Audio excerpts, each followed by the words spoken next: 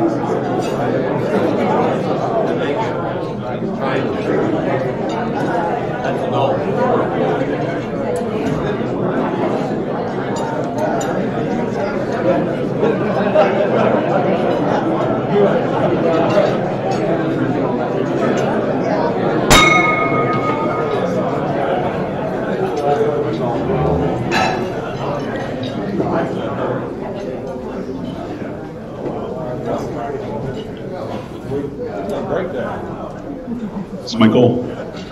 Good afternoon, and welcome to the February 1st meeting of the Brentwood Rotary Club. For those of you visiting today, my name is Michael King, and I am the president of this club. And that's right, people, 21 more weeks, and then all this magic goes away. Today's invocation will be given by Sana Robinson, followed by West Postal Wait with the pledge and four-way test. Sana.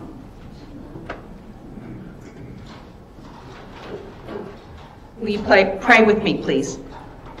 Heavenly Father, we pray to you on this first day of February as your humble servants, praising your holy name and opening our grateful hearts to you. We thank you for all the many blessings we experience daily here in your world, the fellowship that we share, the opportunities we have as Rotarians for serving others together, our ability to work and be productive, and our families that keep us grounded and inspired.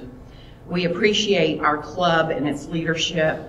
We appreciate you walking with us, whether we are cleaning up our local rivers or providing housing for those who need shelter, giving safety and comfort for those who are abused or marginalized, or giving students the chance to experience invaluable cultural exchanges throughout the world. Please be with those among us and in our community who need your loving touch today, whether it be due to illness or loss of a loved one, or the inability to connect with you on a personal level. Be with our military, our police, fire, and first responders, our country's leaders, and your children, our brethren who are in peril and pain wherever they live. We pray that you will continue to love us, comfort us, and surround us with your warmth and care daily. We pray in the name of your Son, Jesus Christ. Amen. Amen. Join me in the pledge of allegiance. Pledge allegiance to the flag of the United States of America and to the republic for which it stands, one nation under God, indivisible, with liberty and justice for all. And now the four-way test of the things we think, say, and do.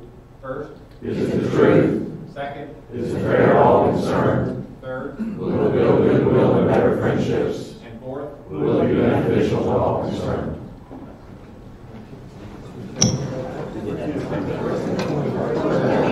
All right. By the way, very good, people. As you noticed, we didn't have our four-way test sign up there, and you guys were still in full voice, so you know what our four-way test is. Our Secretary, Keely Hall, is going to introduce our guest and visiting Rotarians.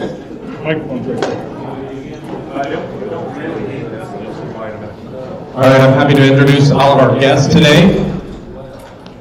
And that's it. We have no guests, so clearly everyone in Brentwood has already become a member of this club. So good job, guys. We've already invited everyone that's eligible. Yeah, that's not true. So go invite people, all. But today we have no guests, sir. Thank you. All righty. Today is the deadline for ordering your shirts. If you still want to get a Rotary shirt, the applications are out on the table out front, and you got to get it to Susie before she leaves the meeting today. So this is the deadline. Larry Kane would like a minute or two or three. Yeah, you can come up here. You can do wherever you want there. Real quick, if you were not here last week, you missed a great presentation. Now, if you were not here last week, there is a packet of information for you that we handed out to everyone on the golf tournament, and they're on this white table here in the middle of the room, so be sure and pick that up before you leave. It has everything you need to know about the golf tournament in there.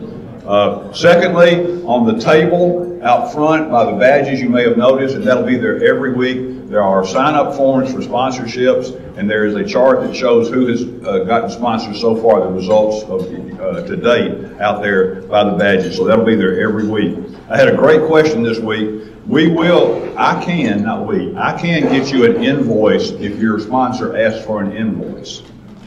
We sent out several last year, and I have an invoice form that I can get out immediately to them. So if you have somebody that says, yeah, just send me an invoice, if you would just email me or text me or call me, I'll get them an invoice out immediately. And last week we asked Jared for a speech to kind of help us get going. And if you remember, his speech was just ask. Well, this morning, Devin McClendon just asked about 4 or 5 people to help him with the sponsorships. He got 2 this morning, just asking. So congratulations, Devin.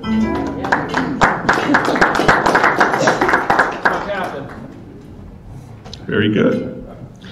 Okay, a little birdie told me that a certain someone today is celebrating a birthday. Mr. Grissom, would you stand up, please? I can do it sitting down. Well, no, because we're going to sing to you, so we want to make sure we know who we're singing to. Are we ready?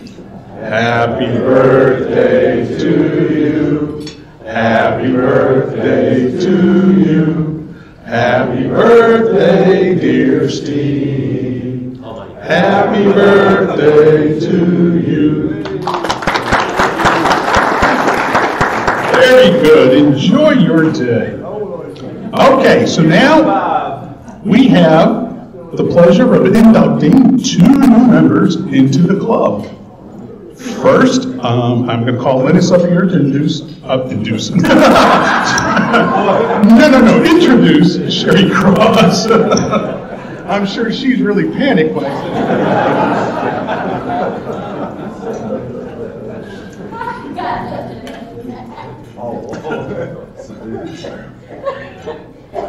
So it's my great pleasure and great privilege to introduce Sherry Koss this morning.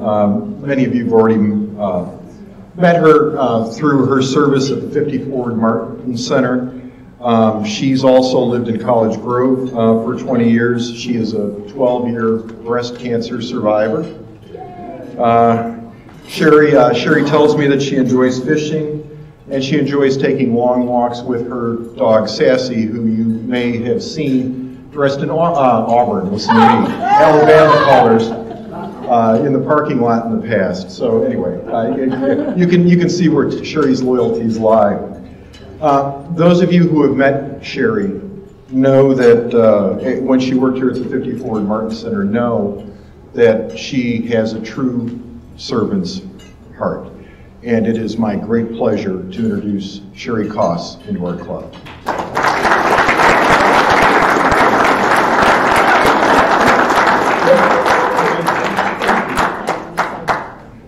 All right. Now, Jack Massari is going to introduce our second member. And he's really looking forward to it. Mark Linas. I'll pass on the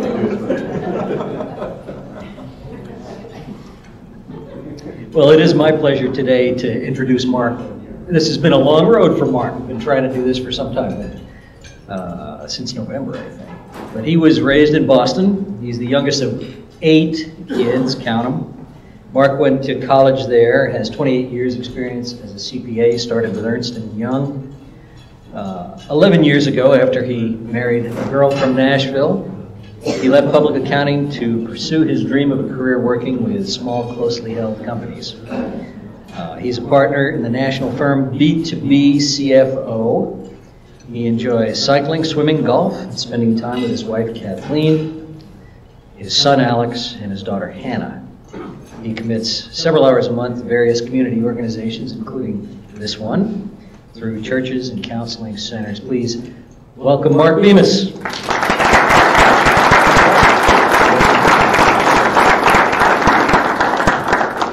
Oh yeah, congratulations. And he's coming down. Yeah, Mark's under the weather, that's why he's not shaking hands, and we all appreciate that, especially this guy who's getting over coming down with something. Okay, it's time for Happy Bucks, so Charles, swallow. And let's get this puppy started. All right, let's. I just had my last bite. Perfect. Okay, hello. Who's happy? Devin's happy.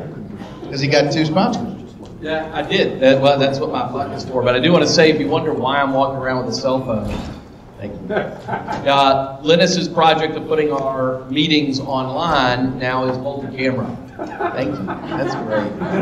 It's now multi-camera. So if you watch it for a makeup or you're not here and you're watching it online, you now get the roving camera as well. So I promise not to do that to anyone. My happy box is that, no joke, literally I sent about 8 emails out this morning, and kind of open ask, but specific ask, and these are folks that I've done business with or traded with in the last 6 months, and I got 2 back like within 10 minutes, $1,000 and a commitment for a team. So it is that easy. Just send the email out, follow up with a phone call, and you'll sell.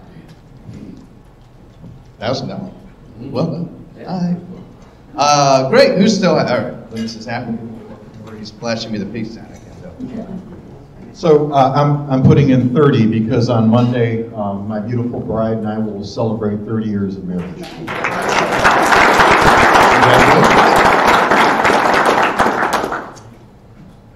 I'm putting in 10 because I don't have anything to do. So we can go to charity.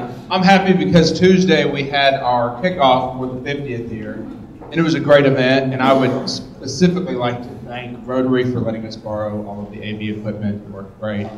So people were able to hear all of our speakers. And I'm also happy to have my friend back. He should be happy about something else, and I'll let him talk about it. Hey!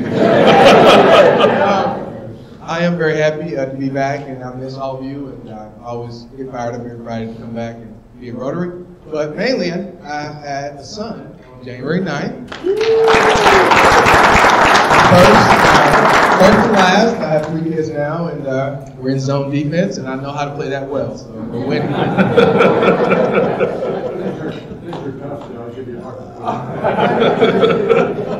Congratulations. Who's next? Are you following me around with that thing? It's like harassment. I'm going to put it in $2. First one, I want to thank the club and individuals who reached out to me. The last couple of weeks have been kind of a challenge. You never plan for going to see your dad, and next thing you know, you're planning a funeral and being the executive of the estate. So that's been quite a challenge and emotional as well, obviously. The second one is, I told a lot of people that after, especially in the middle of football season, the QT is all about academics and basketball. And it's coming true. I'll let Vanderbilt be the football school. Maybe we should let it be the academic school. Just a quick thank you to the Brentwood Police Department for what they do better than anybody else, and that's to catch bad guys, and they just did it last week. They did it about a month before that. Some murderers, actually, that were caught in Arizona, and then the suspect for the shooting here. I'm proud of them every day, but and I know Jeff's not here. I was hoping he would be, just so that I could shake his hand and thank him personally, but I just love what they do, and I'm proud of them every day. Oh, well, lots of happy people over here. Evidently, we're both happy here. Sorry I missed the last couple of weeks. I was in Honduras on a mission trip, and I just got to say it was a safe trip. Did well. Saw 1,700 people, and I was very excited to see my balls were ranked number 1 when I got back.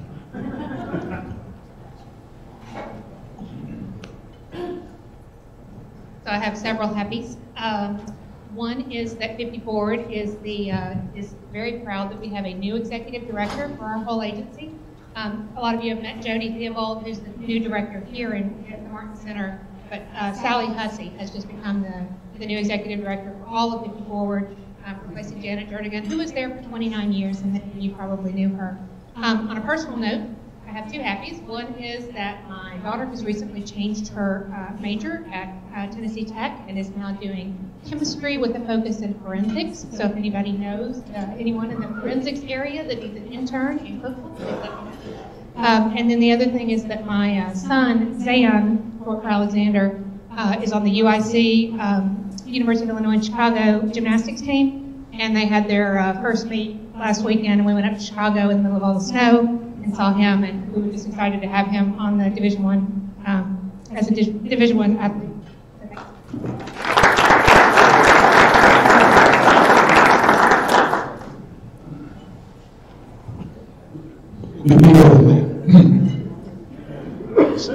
Chip, how much time do I have?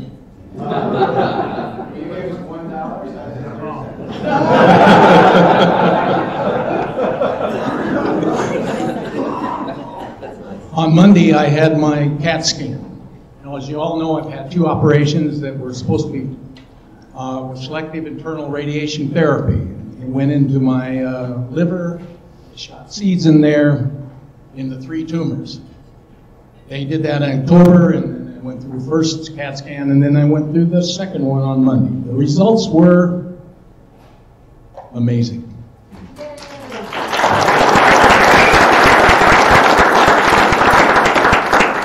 The tumors are hollow. I said to the doctor, what's hollow mean? He says they're either filled with liquid or air.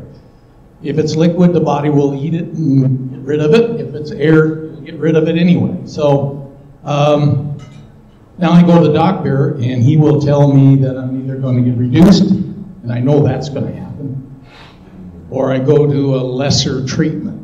Well, that's after 3 years of 51 hours of chemo every other week. Wow. So I'm very happy.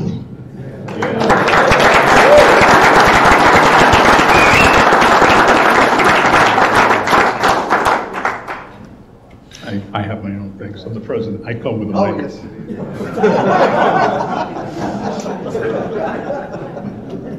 My $1 for Steve. Steve, happy birthday.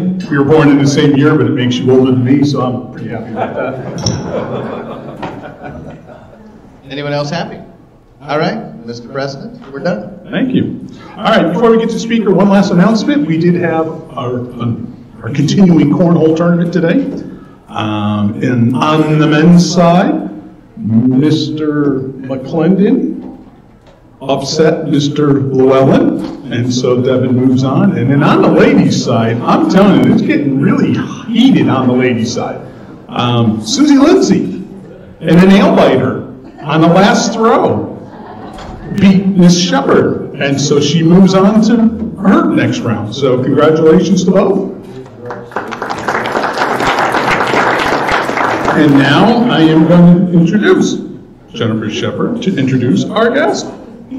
How you like that for an introduction? Thank you. I will say rapid fire cornhole is a lot more fun. We had a good time with it. I'm thrilled today to be able to introduce today's speaker. She is someone that I have known for a long time. When I first moved into my freshman dorm at Vanderbilt, she lived right across the hall from me. So she was one of the first people I met in college. It is rare and always fascinating to me when I meet someone whose personal passion matches their career, and they build a career around something that they're passionate about. And Gretchen is one of those people. She knew when she was a freshman in college that she was called to work with elder care. And she has spent her entire career doing that. So I'll give you the formal introduction, but I had to give you the personal side first. So Gretchen Napier is the owner and CEO of LifeLakes, a premier geriatric care management firm with locations in Nashville and Raleigh. Gretchen holds a bachelor's degree from Vanderbilt in human and organizational development with a specialty in public policy, and she has a master's degree from the University of Alabama in health administration, as well as a graduate certificate in gerontology. She was also included in University of Alabama Birmingham's Excellence in Business Top 25 class of 2015. Prior to owning LifeLinks, Gretchen held a nursing home administrator's license. She ran independent and assisted living facilities for seniors and published a resource guide for seniors. She saw how easily aging adults can fall through the cracks of our healthcare system, and she repeatedly observed that broken family relationships and long distance made caring for aging loved ones especially overwhelming. Inspired to improve the quality of life for older adults and their families, Gretchen joined LifeLinks back in 2009, and she's been developing the company ever since. In addition to her work with LifeLinks, Gretchen is the chair of Public Policy Committee for the Aging Life Care Association, and she's also the past president of the Southeast chapter of the Aging Life Care Association. In addition to all of this that she's accomplished, she's also raising a teenage son, which I can testify is extremely challenging at times. She's raising a teenage son and takes great pride in carrying out her vision and passion for LifeLinks every day. Please welcome Gretchen Napier.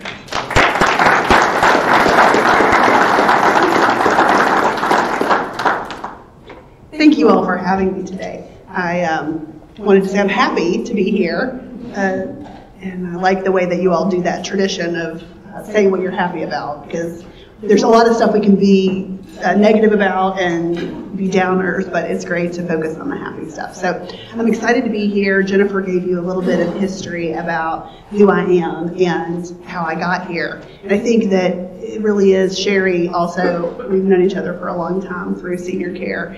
And it's become a very popular business, so a lot of people are going into it now. But for those of us that have been around a long time that are really committed to making sure that quality care is provided to seniors, it's a treasure to be able to be here and share some of that wisdom with you. For the most part, what we see, our families don't really want to talk about it until they're in the middle of some sort of crisis. So we do encourage people to think about a 40-70 rule. So if you're over 40 or your parents are over 70, it's time to start having the conversation about what that's going to look like.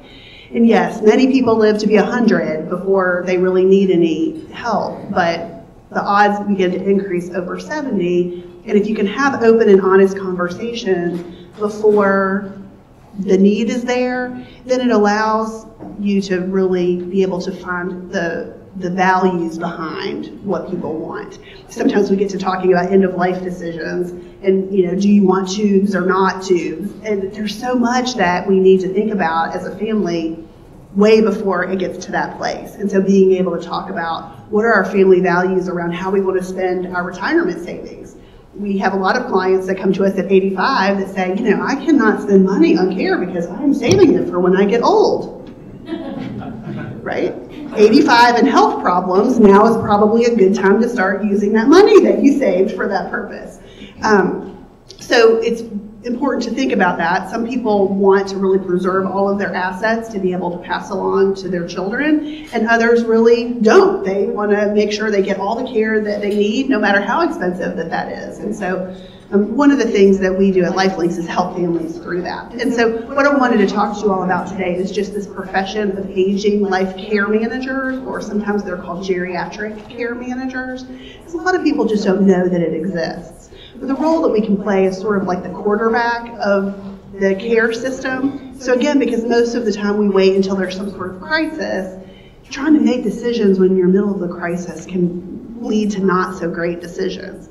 But if you can begin to partner with a care manager, just like a financial advisor helps you look ahead down the road so that you can avoid some pitfalls and make a good plan, a care manager can also do that. But we often jump in when there's a crisis, so we can do that too, when there's some sort of crisis. And so LifeLink serves Nashville and Raleigh, but there are care managers all across the country.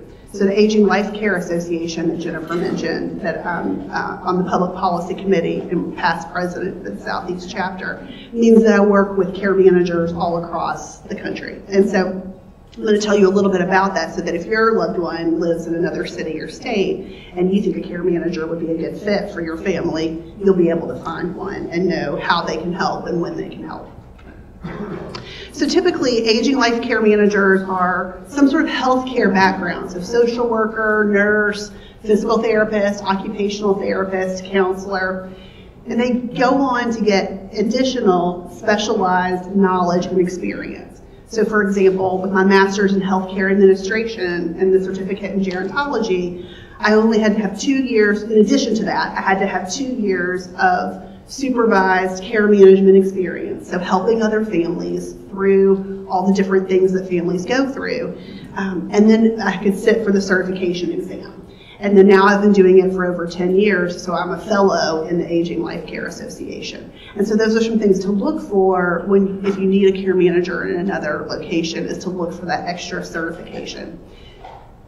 Basically, kind of like financial planning, sometimes you can just sort of say, oh, I help people manage their money. You can also say, well, I help people coordinate care without being certified, without having that additional level of credibility. So it's important for you to know if you're looking for that. Also, aging life care managers follow a strict code of ethics and standards of practice. Again, that's really important. If, as a professional, you're going to refer someone to a care manager, or if you're going to hire one for your own family, you want to be sure that they're following an ethical guideline and that they are following the highest standards of practice. And then across the country, they range in hourly service from about $100 to $250 an hour, just depending on location. For example, in New York City, it's actually $400 an hour. But most normal cities across the country, between $100 and $250 an hour. In Nashville and Raleigh, we're at $105, just to give you an idea of how that scales out.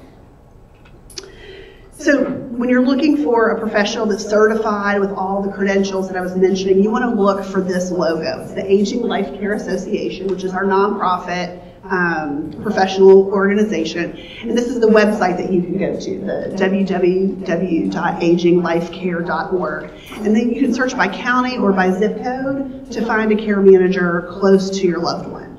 So sometimes we help family members here when their aging loved one lives somewhere else, just for more moral support, just to be able to sit down and kind of talk through. But we aren't going to know the local resources well. So you're going to have a better experience with a care manager who lives near your aging loved one, whether that's here or somewhere else, because they're going to know who's the best assisted living in town or the best home care company in town, and will be able to make those connections for you there locally. Also, one of the things that we do, and we'll talk about this a little bit more later, but is be that in-town resource for you. So if any of you all have had friends, which I'm sure you have, either been through it yourself or had friends that are caring long distance, and some tragedy occurs, mom falls at home or gets sent to the emergency room, and there's nobody there to go and advocate.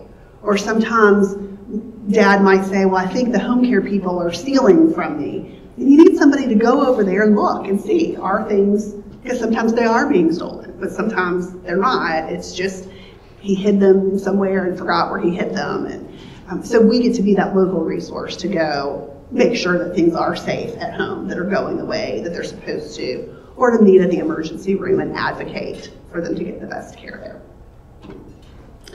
So overall, we provide peace of mind and quality of life, so that you can get back to being the son, the daughter, the husband, or the wife of the aging person.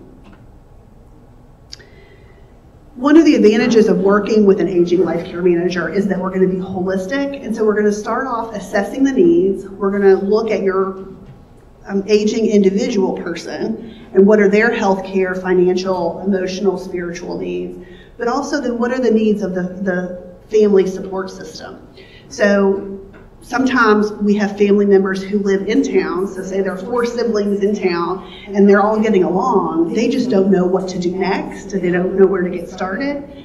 We're going to help that family differently than siblings that are fighting. They can't agree on what needs to happen for mom or dad. Or maybe the siblings agree, but the parents don't agree, and so we're going to have to mediate through that. Some families have enough resources to do exactly what mom and dad want. Some people need us to help access VA benefits or look at Medicaid, Medicare, see what kind of services, benefits they might be eligible for. So we're going to just look at that whole thing and assess the big picture and then develop a plan with you. So again, sometimes with an out-of-town family member, son or daughter, they might say, listen, we just need you to take care of everything. If they need new underwear, we need you to go help them buy it. If they need to go to the doctor, we need you to go with them. Whatever it is, we need you to do that. But again, the example of the family that had 4 in-town family members, they could do the work. They just weren't sure where to get started and didn't want to be going off without a plan. So we develop a plan together. We also then recommend services. So, okay, we've identified that you'd like to bring home care into the home. What kind of services? Do they just need to make sure that mom or dad is safe? Do they need to prepare meals? Are they actually bathing and dressing someone? It's a whole different skill set depending on what's needed. And so we're going to be able to match you with the right company to do that. So not only a good, trustworthy company, but also the one that can meet the needs of the individual who's needing help. Mediating family conflicts, I alluded to that a little bit earlier, whether it's just trying to get everybody on the same page. Sometimes it's an information gap, where one person really understands the medical needs that are happening or has a good connection with the parent. And so they're further along in understanding how things have changed. But other times it's been personality conflicts between these siblings for many, many years, or between the parents and the mother and the daughter. And so we help sort of navigate through that. And then intervening in the middle of a crisis. Often this happens through some sort of behavioral or mental health change that happens. So sometimes we get involved in a crisis when someone has had a mental health illness their whole life, but it was managed well with medication and doctor's visits and things like that. But then dementia gets involved and it kind of all falls apart. Or just regular dementia. So there's not really another mental health illness involved. But dementia really changes people's personality, and it can be very, very wearing on the primary caregiver. And so behavior changes that cause them to be unsafe or to be a threat to someone else cause us to get involved and help families navigate through that. Then we're going to be able to monitor the client ongoing. So we decide that who's going to do what. We bring services in the home, and then a family member might go back to work or might go back to Oklahoma or wherever they're from, and somebody still needs to be checking in to make sure that all of those services are being provided the way that they're supposed to. And so we're going to be able to continue to do that so that you have peace of mind that the caregivers really are taking care of your parents, that they really are getting to the doctor's offices, and that you know what's happening at those appointments. We're going to coordinate care. So again, the needs are going to change. As soon as we get together a really great plan, it's going to change. And we'll have to put together another plan. And so we're going to continue to advocate for your loved one to make sure that they're getting the best care even as their needs change. So in one example, a neighbor called and said, I'm really worried about your mom. I think you need to come and check on her. In this situation, the mom was in her 80s, was widowed, and lives alone. And her memory was failing. She was forgetting medication, losing weight. But when the daughter would call and say, how's everything going? Mom would say, great, it's fine. I went to play bridge, and I did this, and the dog is here. And just those 5-minute conversations that you can have over the phone and not really know that things are not going well. And so in this case, the daughter was able to fly in and realize that actually mom had lost weight, she wasn't taking her medication right, and was not recognizing it. So that's one of the hallmark signs of dementia that makes it so hard for families, is that they're not able to recognize that they can't do those things anymore. So in this case, the woman thought that she was taking her medication just fine, and she couldn't see that she was losing weight. She thought she was eating regularly, but because of the memory problems, she might go a couple of days without eating because she thought she just ate. So, but she wants to remain in her home for as long as possible. And so our job is to come in and make that happen. The daughter lived far away and was worried, and yes, I got ahead of the slides there, sorry. And so what we did was come in and evaluate the situation. We were able to set up a medication box so that the medications were easy for a caregiver to administer. So caregiver companies are not authorized to set up medication boxes. They can only remind someone to take their medication. So our nurses can set up the medications, the caregiver company can remind them, and then we continue to monitor the caregivers at home. So mom gets to stay at home, daughter gets peace of mind because she knows that mom's being safe, and she can go back home and go back to her job and her life and kids and the things that she had going on there. Another example of people that we get involved with a lot are people who don't have children that they can trust, or other loved ones, not even nieces or nephews that can really get involved. So in this case study, it was a woman who was a retired nurse who spent her whole career taking care of other people, but had also seen other individuals age and need help with no family to come and take care of them. And unfortunately, people that don't have someone to advocate for them don't always get the best care in healthcare facilities, whether it's hospitals or facilities. And so having someone there to advocate is something that we can do. Also, another service that we can provide that is one of these little inserts on your table is to be a healthcare power of attorney. And so aging life care managers can serve as a healthcare power of attorney for people who don't have family members to serve in that role. So we partner with a lot of elder law attorneys who are helping people fill out their forms, and when they go to say, okay, who are you going to name as your healthcare power of attorney, they might say, oh, well, my best friend who's also 90. Well, that's not going to be very helpful if you all both have needs at the same time. So we need to also name a backup, at least, who's of a different generation, a younger generation, who could be there to serve as your healthcare power of attorney. And so then we develop a relationship. We get together quarterly. We get to really know what their wishes are, because we're not there to advocate what we think, the kind of care we think you should get. We want to advocate for the kind of care that you want. And so we get to know, if you go into the hospital, what kind of care do you want? Where do you want to go afterwards? If you need rehab or you need more help, do you want to move to assisted living? Can you afford that? Do you want to stay home and have us bring services into the home? Here are the pros and cons of that. And so once we learn all of that, then we're just touching base with you to see how your needs change or maybe your preferences change. But then that's it until something happens. And then you know that you have a backup who knows you and cares about you and can come and advocate in the hospital or when end-of-life decisions need to be made. We can be there to do that. So this is a good example of when we did that for this case study that we were talking about. We were able to coordinate help with professionals and advisors, so getting her connected with the elder law attorney to get her paperwork drawn up, not only for us, but also for her living wills and advance directives. We go with her to all of her doctor's appointments and keep a written record of what happened. So if she can't remember what the doctor said yesterday or even 6 months ago, we have all of that documented for her, and then also in our HIPAA compliant notes so that it's all privacy protected.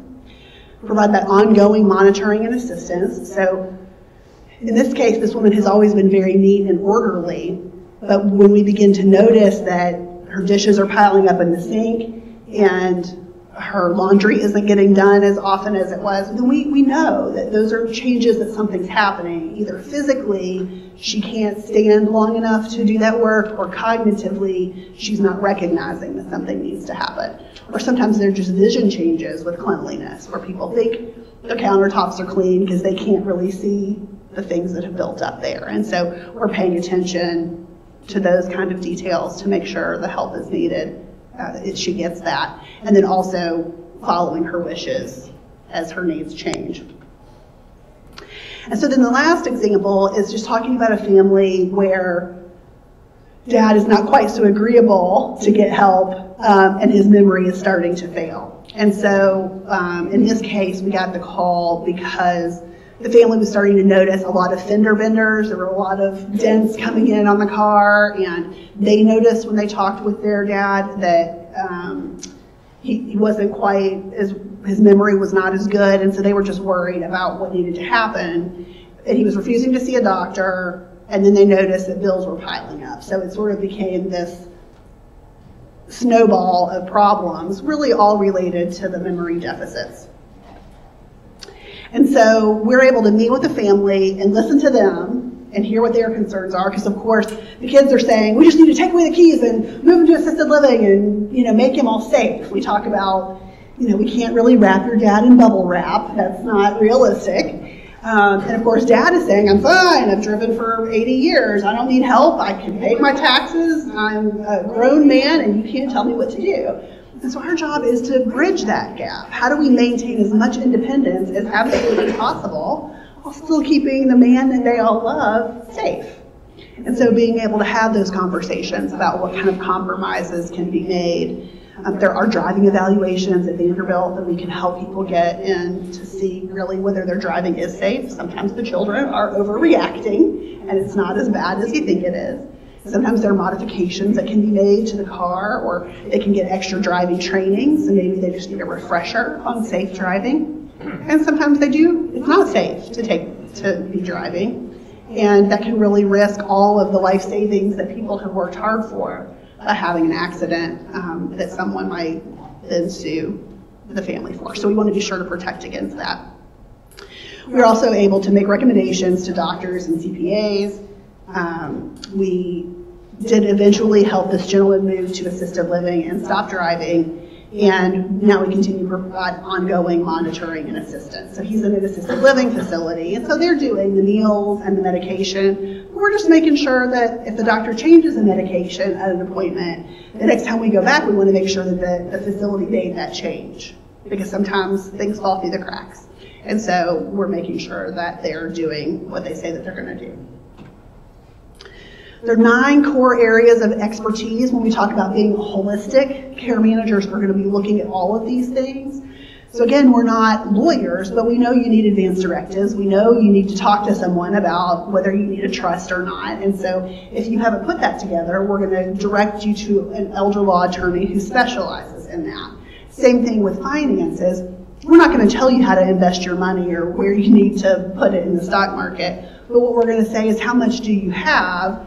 What can you afford? What are you spending now to maintain yourself at home? How much would it cost if you brought care in? How much would it cost if you moved to assisted living? So we come at the financial piece from that perspective. But also looking at housing, and we do have a counseling service. So that's another one of the inserts on your table. It's about the counseling services that we offer.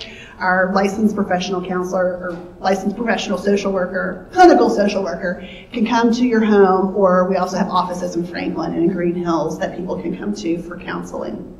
We're going to get you connected with local resources, and then also do the family mediation that sometimes needs to happen in families.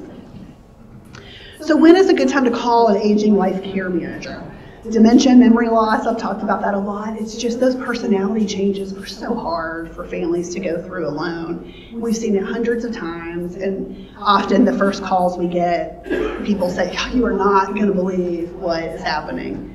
And now that we've been doing it for as long as we have, very rarely does something come up we haven't seen before, even the craziest stories that are out there. Same thing with mental health illness and substance abuse. And that can be of the elder or a family member. So sometimes, unfortunately, adult children have substance abuse issues and are manipulating the parent for money or medication. And so we may have to get involved to help through that. Conflicted families or sabotaging friends and neighbors, sometimes we get in and help with. So sometimes there's a neighbor that's sort of enabling bad behavior, maybe dropping off the wine that is too much with the medication. And so we can intervene and be sort of the bad guy so the adult children don't have to do that. And then again, refusing obviously needed help. So we're all very proud, independent people and like to stay that way for as long as possible. But sometimes dementia changes prevent us from being able to recognize it in ourselves. I talked a little bit already about balancing the autonomy and safety, and so we work with families so much on that because it's a constant struggle between maintaining, the elder wants to maintain as much independence as possible, and the well-meaning children want to provide as much safety as possible. And just trying to help them talk through that. Sometimes just giving language to that struggle can help families work through it a little better. As a professional, you might see people that come into your place of business that are struggling with elder care issues and you're not sure how to direct them. And instead of having to, for yourself to figure out who's the best home care company or what kind of assisted living facility they might need, it's easy to just call an aging life care manager in that town and get them connected, because we're going to be able to look at all aspects of the aging situation and connect them with resources in the area. Long distance is a really key indicator that someone might benefit from an aging life care manager. The average family caregiver lives 8 hours from their aging loved one, which you can't get to. If there's an emergency, you can't get to the ER quickly. And so having somebody local to be that family contact can be really helpful.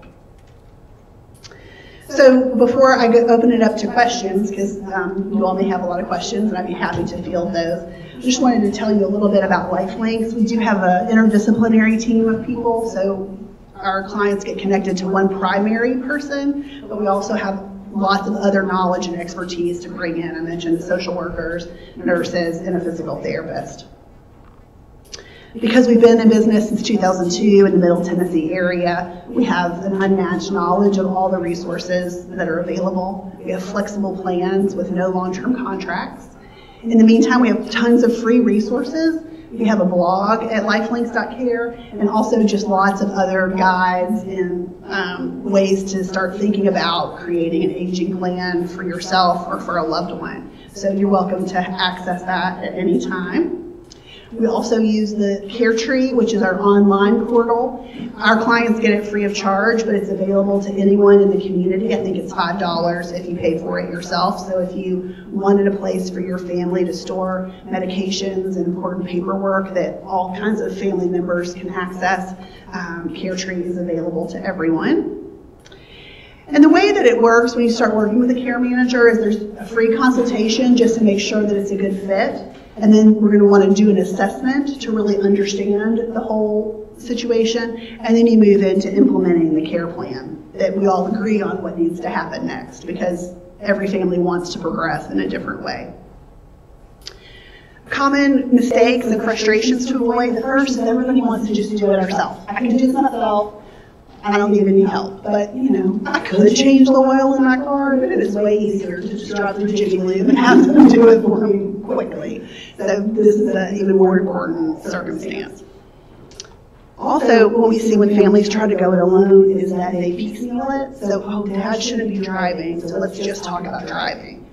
But if Dad shouldn't be driving because of his memory, what else is happening? And so working with an aging life care professional allows you to look at the whole picture, not just one piece at a time. Also, sometimes families procrastinate. We talked about nobody likes to talk about getting older. We don't like to talk about ourselves getting older, our parents getting older. And then that results in decisions having to be made during crisis. And nobody makes good decisions during crisis. And then finally, there's just unnecessary stress and costs associated with waiting until the last minute and operating out of crisis. This is my contact information, and I'd be happy to answer questions anytime. If something happens down the road and you just aren't sure where to turn, I'm happy to field any questions to members of the Brentwood Rotary Group. But now I can answer questions that you all have today. How often do you all step in as conservator for somebody? When you talk about people that tend to procrastinate, I work in this area as an attorney. Yes. And you know, oftentimes the powers of attorney, or what, it's just simply too late to get something that might be in place at the time that they realize how bad the situation really is, and so conservatorships are only lower out. How can you all step in? So we're willing to serve as conservator of the person, but we don't do the financial piece. It's not our, in terms of managing the estate. And so we partner with attorneys often in that role, or with trust companies. So Judge Kennedy knows us well, and we have a relationship with him, and he trusts us, particularly for medically complicated cases, where we can really serve better than an attorney as the healthcare, or as the conservator of the person. And then we let the attorney serve as the conservator of the estate. Any other questions? Yes? Just want everybody to know Gretchen is a real deal. I second that. I was referred to her in 2011 when my mother was began having mental problems. You referred me to Barbara at Elder Law. Yeah. Barbara referred me to an attorney in New Jersey where she was. Happy to do it, pleasant, resourceful. You'll need her sometime. Thank you. Did you have a question? Yeah, I'm a financial planner, and so I watch families go through this all the time. Right. And I got a couple of elderly parents myself. Unfortunately, don't need this yet, but I can see it coming. How often does it happen that you got this stubborn old man? And I notice you always made an old man in your picture. In my experience, it's very accurate. And he just won't be helped. And then the family is left to either let him continue in a very unsafe situation, or what? Take him to court? I mean, what is that next step?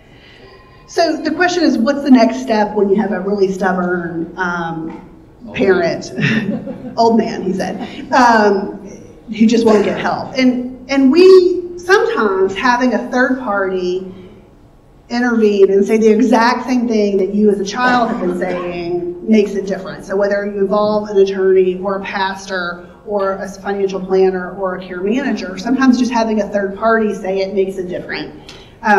In the cases where nothing can work and nothing makes it better, we do say to families, you're going to have to wait until there's a crisis. He's going to fall and break his hip or hit someone with the car or, other bad things that happen. Fall in the bathroom, head injuries can be really ugly. And then call us, well, you have our number now, so we can step in that crisis. And while we like to avoid that, sometimes you just can't help it. That's how they want to go.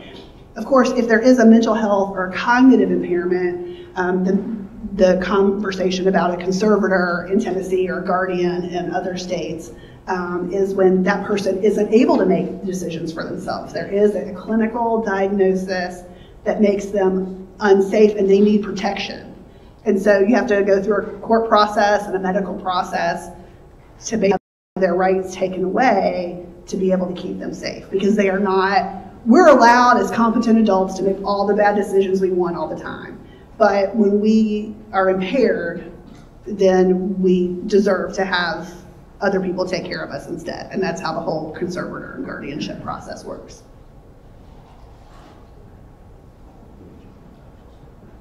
Any other questions? All right. I'm happy to stick around if you have something you didn't want to tell that you're the stubborn old man.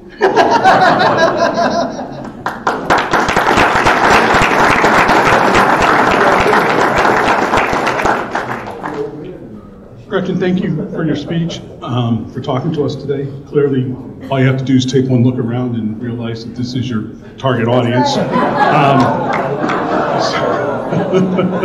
They need to make sure you copy that. I can't read it. Steve, help them out. Please accept this as a token of our appreciation for speaking to us today. And if you would autograph this, we'll read to the first graders and we will tell them about your visit. Oh, I love that. I will. Thank you very much. Yes. Okay, if you weren't here last week and got your packet, please make sure you pick one up before you leave, or Larry will hunt you down. If there is nothing else for the good of Rotary, please help us put the tables and chairs back, and have a nice weekend, and we are adjourned.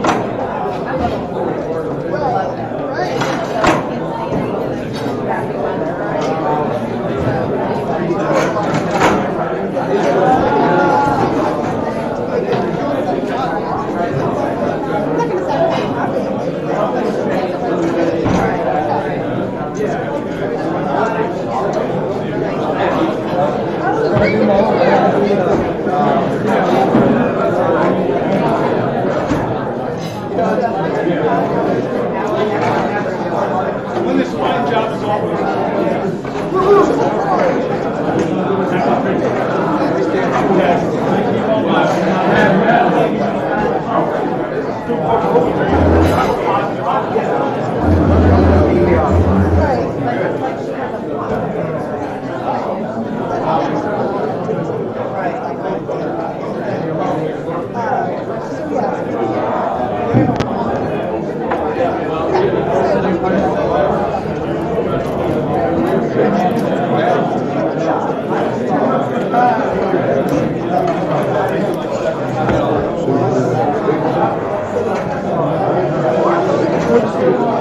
Yeah. everyone. Sorry I was open.